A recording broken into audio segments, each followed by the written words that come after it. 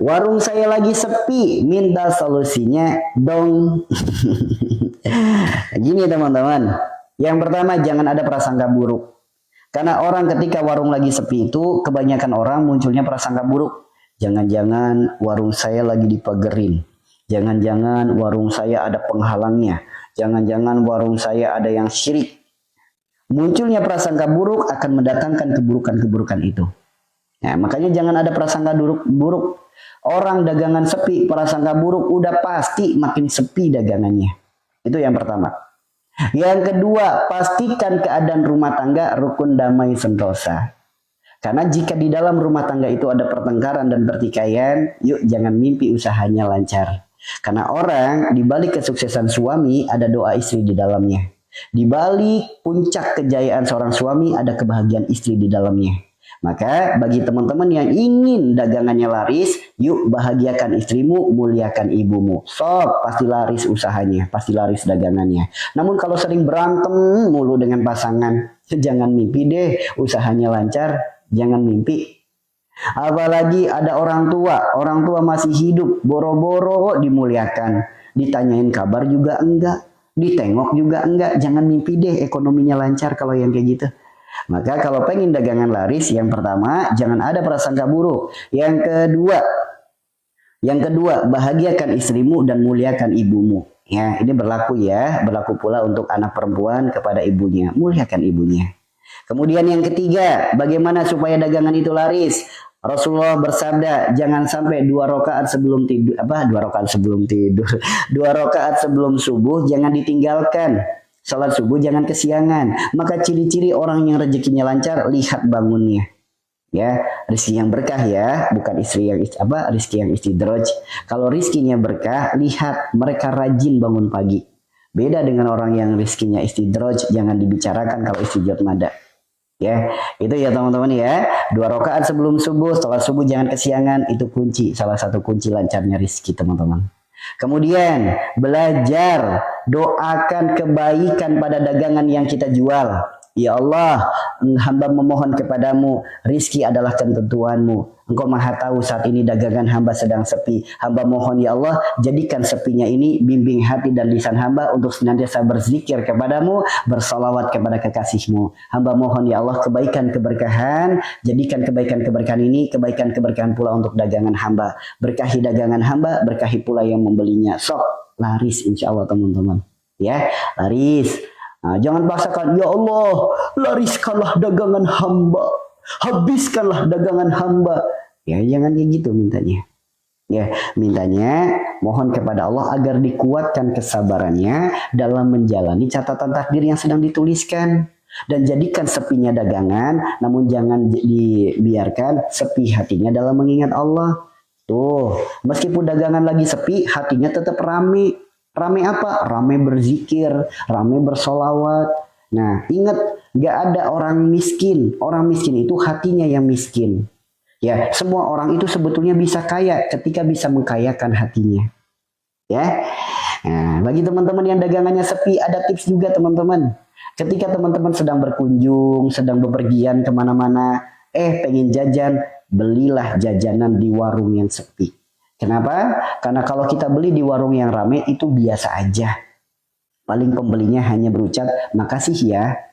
Namun kalau kita belanja, kita beli di warung yang sepi, bukan saja kalimat terima kasih yang keluar dari pedagangnya. Bahkan tidak sedikit mereka meneteskan air matanya. Saking senangnya dagangannya dibeli. Lihat doa-doa baik yang dimunajatkan. Terima kasih ibu, terima kasih bapak. Semoga dilancarkan rizkinya, dimudahkan urusannya, diberkahi semuanya. Tuh, kalau beli di pedagang yang sepi. Ya, makanya jangan biasakan diri beli apa-apa di tempat yang ramai. Itu biasa aja. Itu orang umum, orang wajar. Namun kalau ada orang luar biasa adalah mereka yang mau tetap membeli di warung yang sepi. So, kebaikan itu bukan hanya berdampak kebaikan pada diri kita, berdampak kepada yang lain. Ketika kita bisa menjadi perantara kebahagiaan bagi yang lain. So, jika Anda pedagang sepi, jika ada yang beli, bahagia nggak? Bahagia. Namun jika ada pedagang ramai, ada pembeli, biasa aja. Tuh teman-teman. Ya, makanya kalau pengen dagangan kita ramai, ramaikan pula dagangan orang lain. Tuh ya. Ya. So, kalau kita lagi pernah nggak beli sesuatu di pedagang yang sepi? Begitu kita datang, begitu kita bayar, balasannya apa? Tetesan air mata. Kemudian pedagang itu mendoakan kebaikan dengan begitu banyaknya. Bukankah itu luar biasa, teman-teman? Kalau hanya beli di pedagang yang udah rame mah udah biasa aja itu mah. Nggak ada istimewa-istimewanya, nggak ada. Yang istimewa itu tetap mau belanja di warung yang sepi, itu istimewa. Ya, karena boleh jadi datangnya kita adalah harapan dan doa sang pedagang dari pagi sampai siang. Boleh jadi datangnya kita adalah jalan ijabahnya doa si pedagang tersebut. Tuh teman-teman. Nah makanya jangan kaget kalau ada pedagang sepi. Begitu kita datang, ternyata di belakang kita ada pembeli yang lain. Nah itu ciri-ciri orang yang sudah dititipi cahaya kebaikan. Pernah nggak ngalamin? Padahal warungnya sepi. Pas kita datang, langsung jadi rame. Pernah nggak ngalamin kayak gitu? Nah itu ciri-ciri orang yang sudah dititipi cahaya kebaikan. Maka latih diri kita untuk terus berbuat baik. Yuk, untuk terus berbuat baik. Ada warung sepi, Bapak. Warung Bapak ada yang magerin. Dah, orang PA itu namanya. Ada warung sepi, datang beli. Bukan malah dikasih prasangka buruk. Ya, kalau kita rajin seperti itu, sok kemanapun kita pergi, sesepi apapun para pedagang, pedagang itu akan ramai kalau kita kunjungi. Tuh teman-teman, ya, pengen jadi perantara kebaikan bagi yang lain, teruslah berbuat baik. Ya, itu seperti itu. So, kalau kita sering berbuat baik, insya Allah akan mendatangkan kebaikan bagi yang lain. Ya, itu ya. Seperti itu teman-teman. Ya, orang kalau hidupnya seperti itu insya Allah bahagia hidupnya. Bahagia hidupnya. Ya, apalagi gini teman-teman. Saya itu sering gitu sama istri. Ya, sama Mariam juga. Saya selalu ajarkan kepada istri dan anak-anak saya. Saya tuh sering keluar malam. Ya, kadang jam 9 keluar dengan istri. Pokoknya jam-jam malam keluar dengan istri dengan anak. Itu sering teman-teman. Ya. Keluarnya itu apa? Ketika dalam waktu senggang, saya pengen jalan-jalan dengan istri, quality time dengan istri dan anak.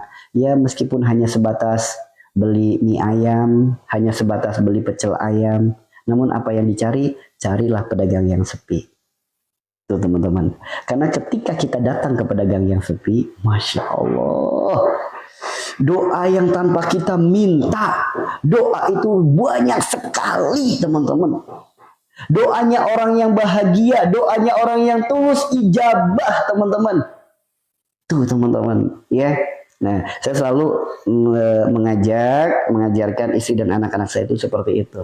Ya, jadi kalau mau beli jajan, ada warung rame, lengkap, ada warung sepi biasa, jajannya di sana.